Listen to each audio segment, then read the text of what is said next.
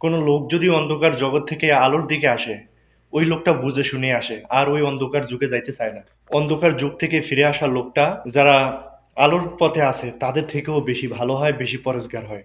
আমি এমনটাই বিশ্বাস করি।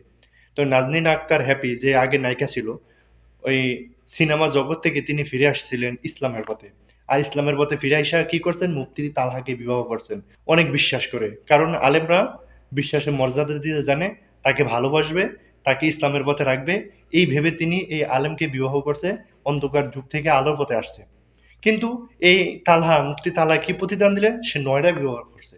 এজন্য কি ৯টা বিবাহ? এটা কি সম্ভব?